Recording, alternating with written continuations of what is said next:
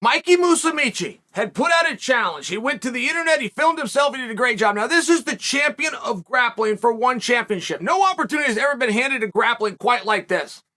They contested a championship in the cage on a mixed martial arts card, aired on Amazon Prime. It was a massive opportunity. And Mikey looked great and he won it. Now, I brought you guys a recap of what Mikey said. Mikey made a video. He's got a whole bunch of food everywhere. And he says he would like to take on the world champion in Sambo. Now, the one thing that I found interesting to be missing from Mikey's call out was the name. He didn't say the name. Now, I don't think that he sidestepped calling somebody my name. I don't think he knows who the world champion in Sambo is.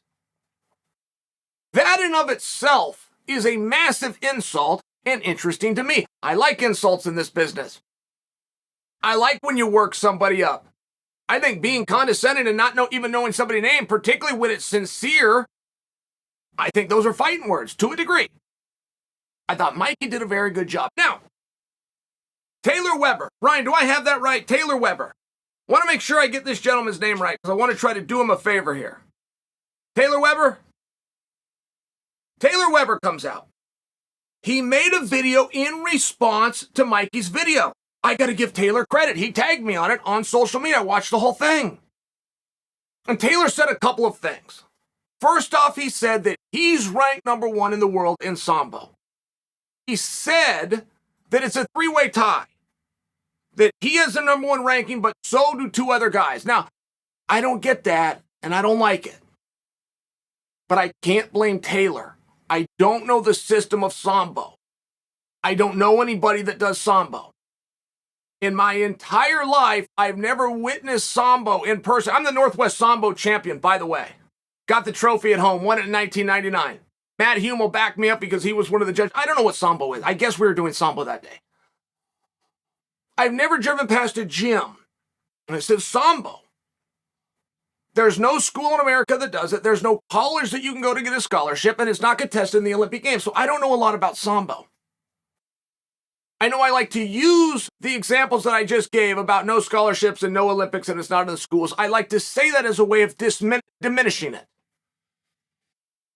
Purely just my evil side. Just to be a jerk is why I say those things. But we've now got a guy that says he's ranked number 1. His name is Taylor Webb. He's also the one person to respond to Mikey. I give Taylor a ton of credit for this. I was alive in 1998 when a computer selected the football national champion. The computer had a glitch and spit out 2 names. I was in Nebraska. Nebraska was one of those names. I thought this is going to be a flop. How could you ever feel like a winner if there's 2? This isn't going to work. No, hell, I had it all wrong. They shut the streets down, ran a parade right through Lincoln, and whoever else won it, I have the foggy state, they ran a parade too. Everybody was happy. Multiple champions. So whatever this ranking system is for Sambo, the other 2 guys kept their mouths shut. Taylor spoke up. I want to give Taylor credit for this. I want to try to serve Taylor. At the same time, I have a big problem with what he said. He said, hey, Mikey, saw your piece. You called out the number 1 Sambo guy. That's me. Now, he didn't call out the number 1 Sambo guy. He called for the Sambo world champion. I don't know enough about Sambo, and I've disclosed that to you. But Taylor did not represent himself as the world champion. He represented himself as one of the 3 guys tied for number 1. It's good enough for me. All right, off we go. I'm red hot. I'm on this Taylor guy. I'm going to serve him up. I'm going to put him over. I go find him on social media. He's got a grand total of 0 followers. Now, let's change that. Let's not make fun of him for it. Go out there and let's be his first. This guy's trying, but he said one thing. He said, Mikey, let's discuss it. We're going to have to figure out the rules. Now, let me stop you right there. That in and of itself, in lies the problem that grappling has. You either compete under the rules of the event or you're not in the event. And the rules are drastically different. If you go look up what Sambo rules are, they're very limited. You can win a Sambo match with a throw. If I do a throw in Sambo, I stay on my feet, you go flying through the air, I win the match. Okay, fine.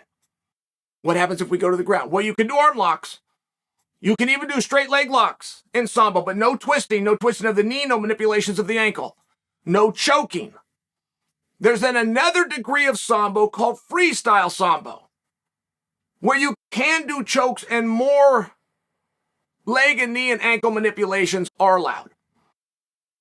Okay, that's either enough though or it's not. Like, you don't get to start changing the rules. Because you don't know how to do something doesn't mean you enter an event and they tailor it for you.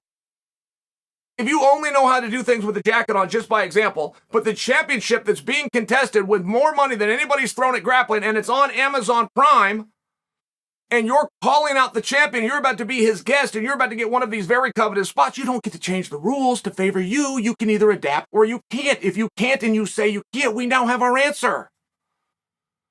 Not everybody has to fight. We don't have to bring the cross-country team and make them fight the wrestlers to figure out who's toughest. We don't have to do that. We understand. And I don't know where Sambo stands. And I like this young Taylor. I like the fact that he made a video. He had his gi on. He got a belt in the background. He was very honest. He said, I'm the #1 Sambo guy. He then said, there's 2 other guys. I don't really know how that system works. Judo used to do something very confusing. We did it right here in America for the spot to be the Olympian, which is they had like 5 tournaments and they were all over the world. You got to go to Paris, you got to go to Tokyo. There's like these 5 different tournaments. And if you went to those tournaments, however you did there, you would get points. And when the Olympics rolled around, whoever had more points was the Olympian, as opposed to going to one competition and going head to head. And the problem with that is whoever's kid's dad has the most money and can just get him to the tournaments gets to be the Olympian. We did this for a meaningful period of time, right here in this country, for a meaningful period of time. I mean, I want to say it was like 2004 when judo had its first ever wrestle-offs. First ever time it was actually a battle, and whoever wins on their skills gets to go and represent the U.S. So some of these arts have a very bizarre formula. You don't get to have 2 champions. You don't get to have 3 guys ranked #1. It's your sport. It's your rules. If you agree to do it, we're going to have to do it your way. I don't get to sit here, but there are certain things that have to be synonymous. That is a mutually exclusive term, which has legal precedent. You don't get to have 3 #1s. And Taylor, I'll get behind you. You really did seem like a sweet guy. There's nothing backhanded I'm doing here, but the rules of the event are the rules of the event. You and Mikey don't need to talk. Mikey didn't make those rules up. One championship has the rules. Mikey signed the contract, said that he wants to do them. This is very relevant because we've seen this tested in this sport. The leading family of our sport, the Gracies, for a very brief period of time, were not looking so bright. And Renzo came in and fixed that for the whole family. And all Renzo did is Renzo would enter events and he would follow the rules of the event. That's all he did. But there was a period of time where to get the last name Gracie, you were now going to have to acquiesce to different rules that the rest of the guys didn't follow. That's not good. That's not good. And those promoters that did it are weak.